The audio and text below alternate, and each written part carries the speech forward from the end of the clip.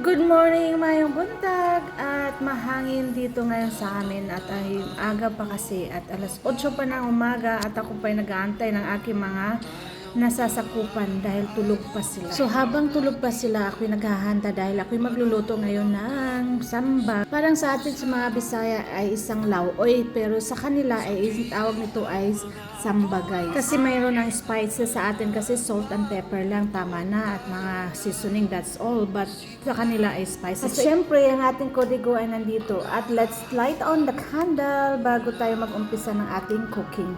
And my beautiful Lily to small. So nilaga ko na pala siya kakagabi. So ngayon lulutuin ko kasama sa mga vegetables. So at 8:45 ay nagising na yung aking inaantay, ang my little monster.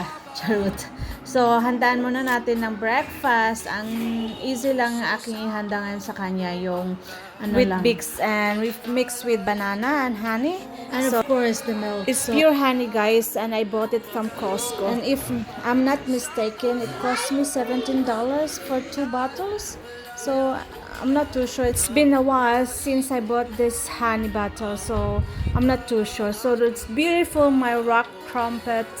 I got red and pink. Tara, let's start cooking na guys. And tinunaw ko muna pala tong tamikon. It's a concentrated tamarind guys. So it's I have drumstick and okra. Sinali ko na rin yung okra at yung samba mix. Yung mga tomato and okra. So nire-ready ko na pala yung curry leaves and onion and chili. So, let's crack the mustard seed. So, after that, we can put sa onion. So, imimix lang natin until the onion become brown. At isunod na rin natin yung curry leaves. At ilagay na rin natin yung okra. Add the chili, the red chili guys. And isunod na rin natin yung drumstick. At ilagay na natin yung samba. So may mga different vegetables siya na Indian vegetable na hindi ko kilala. So and tomato. Mix it together all the vegetables and of course don't forget the salt. Kaya hindi tayo binayaan ni Lord ng long-legged. So kinto-kinto muna tayo.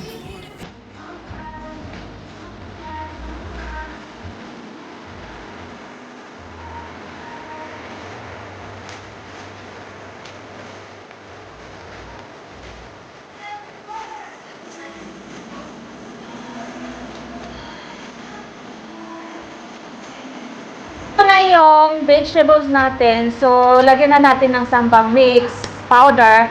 At isunod na rin natin yung concentrated tamarind na na-mix natin kanina. And don't forget the lentil kasi kasama din yun sa samba. Sa pang-patikin din yun. So, I'll also add enough water. Ito na yung kalalabasan guys. So, antayin natin hanggang maluto yung mga vegetables. I'm not too sure what is the taste really of samba.